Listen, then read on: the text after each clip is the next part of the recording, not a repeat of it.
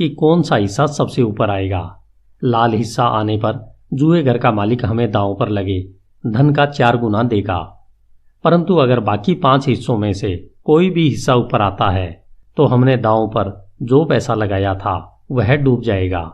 इस तरह हर दांव में हमारे हारने की संभावना 5 गुनी है, परंतु मालिक जीतने पर सिर्फ 4 गुना पैसा देता है, इसलिए हमारे जीतने की संभावना 4 गुनी है।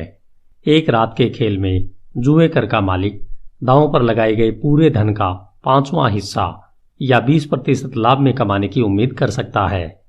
जब स्थिति इस प्रकार की हो जिसमें व्यक्ति अपने लगाए गए सभी दावों पर 20% धन गंवा दे तो वह सिर्फ कभी कभार ही जीतने की उम्मीद कर सकता है। एक श्रोता ने कहा, बहरहाल कई बार कुछ लोग बहुत बड़ी रकम जीत लेते हैं। अरकाद ने कहा, हाँ ऐसा भी होता है। सवाल यह है कि क्या उन खुशकिस्मत लोगों के लिए इस तरह से हासिल किए गए धन का कोई स्थायी महत्व है? मैं बेबीलोन के कई सफल लोगों को जानता हूं, परंतु उनमें से एक भी ऐसा नहीं है जिसने अपनी सफलता की शुरुआत जुए घर की टेबल से की हो। आप लोग भी कई धनवान लोगों को जानते होंगे। मैं यह जानना चाहूंगा कि हमारे सफल नागरिकों में से कितने अपनी सफलता की शुरुआत का श्रेय जुए घर को दे सकते हैं? क्या आप ऐसे लोगों को जानते हैं? लंबी खामोशी के बाद एक मस्खरे ने पूछा, क्या हम जुए घर के मालिकों को इस जांच में शामिल कर सकते हैं? अरकाद बोला, अगर आप किसी और के बारे में नहीं सोच सकते तो फिर अपने बारे में कहें। क्या हमारे बीच में ऐसे लोग हैं जो जुए में लगातार जीतते हैं परंतु अपनी आमदनी के लिए इस तरह के स्रोत की सलाह देने में झिझक रहे हैं? इस चुनौती पर पीछे से आह भरने की आवाजें आई और फिर लोग हंसने लगे। अरकाद ने कहा, ऐसा लगता है कि हमें खुशकिस्मती उन जगहों पर नहीं मिलती है जहां देवी अक्सर रहती है, इसलिए अब हम दूसरे क्षेत्रों की तलाश करते हैं। हमने पाया है कि खुशकिस्मती का गुम हो गए पर्स उठाने से कोई संबंध नहीं है, न ही इसका संबंध जुए से है। जहां तक घुड़दौड़ का सवाल है, मैं यह स्वीकार करना चाहता हूं कि मैंने इसमें जितना धन जीता है उससे बहुत ज्यादा धन कमाया है। अब हम अपने व्यवसायों पर विचार करते हैं। जब हम कोई लाभकारी सौदा करते हैं तो क्या यह स्वाभाविक नहीं है कि हम इसे खुशकिस्मती मानने के बजाय अपनी मेहनत का उचित पुरस्कार मानते हैं? मैं सोचता हूं कि ऐसा करके हम देवी के उपहारों को नजरअंदाज कर देते हैं। शायद वे सचमुच हमारी मदद करती है, परंतु हम उनकी उदारता के लिए उनके शुक्रगुजार नहीं होते हैं। कौन इस विषय पर चर्चा आगे बढ़ा सकता है? इस पर एक वृद्ध व्यापारी उठा और अपने सफेद वस्त्र की सिलवटें ठीक करते हुए बोला, अरकाद, आपकी और अपने मित्रों की अनुमति से मैं एक सुझाव देना चाहता हूं। जैसा आपने कहा है, अगर हम अपने व्यापार की सफलता के लिए अपनी मेहनत और योग्यता को श्रेय देते हैं तो उन सफलताओं और बहुत लाभदायक चीजों के बारे में क्यों न सोचें जो हमें लगभग मिलने वाली थी परंतु आखिरी मिनट पर नहीं मिली। अगर वे सचमुच हो जाती तो वे खुशकिस्मती का दुर्लभ उदाहरण होती। चूंकि वे पूर्ण नहीं हो पाई, इसलिए हम उसे अपना उचित पुरस्कार नहीं मान सकते। निश्चित रूप से यहां बैठे कई लोग इस तरह के अनुभव बता सकते होंगे।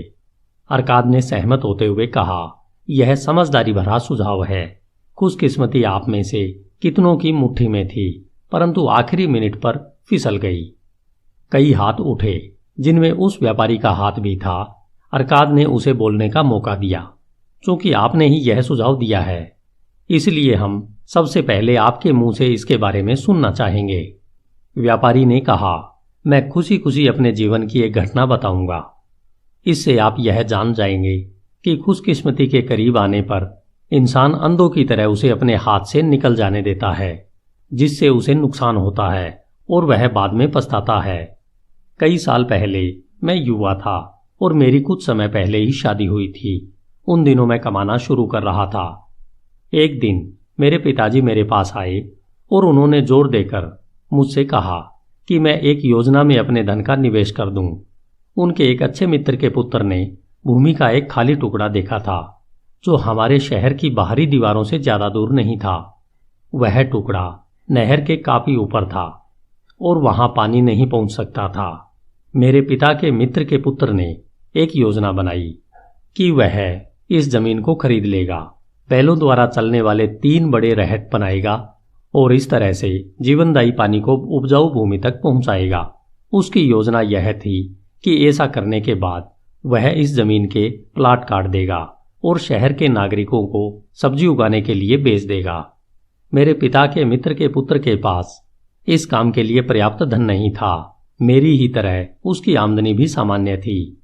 उसके पिता भी मेरे पिता की तरह ही बड़े परिवार और कम संसाधनों वाले थे, इसलिए उसने कुछ लोगों को अपना पार्टनर बनाने का फैसला किया। उसे 12 लोगों की जरूरत थी, जिनमें से हर एक कमाता हो और वह अपनी कमाई का 10वां हिस्सा उस अभियान में तब तक देने के लिए सहमत हो जब तक कि जमीन बिकने के लिए तैयार न हो। योजना यही थी कि जमीन बिकने के बाद सब लोग अपने निवेश के अनुपात में लाभ को आपस में बांट लेंगे। मेरे पिता ने मुझसे कहा, बेटे तुम अभी जवान हो, मेरी यह प्रबल इच्छा है कि तुम अपने लिए बहुमूल्य जायदाद बना लो ताकि लोग तुम्हारा सम्मान करें। अपने पिता की नासमझी और गलतियों के ज्ञान से लाभ उठाओ। मैंने जवाब दिया, मेरी भी यह प्रबल इच्छा है, तो मैं तुम्हें यह सलाह देता हूं, वह करो जो मुझे तुम्हारी उम्र में करना चाहिए था। अपनी आमदनी के 10वें हिस्से को लाभकारी निवेशों के लिए अलग रख दो। अपनी आमदनी के इस 10वें हिस्से और इससे मिलने वाले ब्याज की मदद से मेरी पहुंचने से पहले तुम बहुमूल्य उम्र तक जायदाद बना सकते हो। पिताजी, आपने बहुत समझदारी की बात कही है। मैं अमीर बनना चाहता हूं, परंतु मेरी आमदनी के साथ बहुत से खर्चे भी जुड़े हैं, इसलिए मैं आपके सुझाव पर अमल करने से झिझक रहा हूं। मैं अभी जवान हूं, अभी मेरे पास बहुत समय है। तुम्हारी उम्र में मैंने भी यही सोचा था, परंतु देखो साल गुजरते चले गए और मैं शुरुआत भी नहीं कर पाया। अब जमाना बदल गया है पिताजी, मैं आपकी गलतियों से बचूंगा। अवसर तुम्हारे सामने खड़ा है बेटे, यह तुम्हें एक ऐसा मौका दे रहा है जो दौलत की ओर ले जा सकता है। मेरा तुमसे यही कहना है, देर मत करो। कल सुबह ही मेरे मित्र के पुत्र के पास जाओ और उससे यह सौदा कर लो कि इस निवेश में तुम अपनी 10% आमदनी लगाओगे। तत्काल कल सुबह चले जाना। अवसर किसी का इंतजार नहीं करता। आज यह सामने होता है, परंतु कल दूर चला जाता है, इसलिए देर मत करो। अपने पिता की सलाह के बावजूद मैं झिझकता रहा।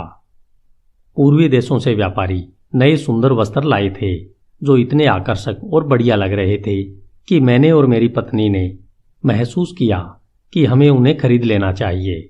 अगर मैं उस अभियान में अपनी 10% आमदनी का निवेश करने के लिए तैयार हो जाता तो हम उन वस्त्रों को नहीं खरीद पाते और कई अन्य आनंदों से वंचित रह जाते जिन्हें हम बहुत चाहते थे। मैंने निर्णय लेने में तब तक देर लगाई जब तक कि बहुत देर नहीं हो गई। बाद में मैं इस पर बहुत पछताया। वह अभियान उम्मीद से ज़्यादा फायदेमंद साबित हुआ। मेरी कहानी यह बताती है कि मैंने किस तरह खुशकिस्मती को अपने पास से निकल जाने दिया। रेगिस्तान से आए एक सांवले आदमी ने कहा, इस कहानी में हम देखते हैं कि खुशकिस्मती उस व्यक्ति के पास आती है जो अवसर को स्वीकार करता है। जायदाद बनाने के लिए हमेशा एक शुरुआत करना पड़ती है। शुरू में यह सोने या चांदी के कुछ सिक्कों तक सीमित होती है, जिन्हें आदमी अपनी आमदनी में से बचाकर अपना पहला निवेश करता है। मैं खुद कई मवेशियों का मालिक हूँ। मवेशी पालने की शुरुआत मैंने बचपन में ही कर दी थी, जब मैंने चांदी के एक सिक्के से एक बछिया खरीदी थी। चूंकि यह मेरी दौलत की शुरुआत थी, इसलिए मेरे लिए यह बहुत महत्वपूर्ण थी। पहली शुरुआत के बाद जायदाद बनाना खुशकिस्मती से हर इंसान के बूते की बात है। पहला कदम बहुत महत्वपूर्ण है। इस कदम को उठाने के बाद इंसान मेहनत से धन कमाने वाले व्यक्ति के बजाय अपने निवेश से लाभ कमाने वाले व्यक्ति में बदल जाता है। सौभाग्य से कुछ लोग कम उम्र में ही यह कदम उठा लेते हैं। इसी वजह से वे आर्थिक क्षेत्र में उन लोगों से ज़्यादा सफल हो जाते हैं जो यह कदम बाद में उठाते हैं। वे उन दुर्भाग्यशाली लोगों से भी बहुत ज़्यादा सफल होते हैं जो यह कदम कभी नहीं उठाते हैं, जैसा इस व्यापारी के पिता के साथ हुआ था। अगर मेरे व्यापारी मित्र ने अवसर सामने आने पर अपनी जवानी में यह कदम उठा लिया होता तो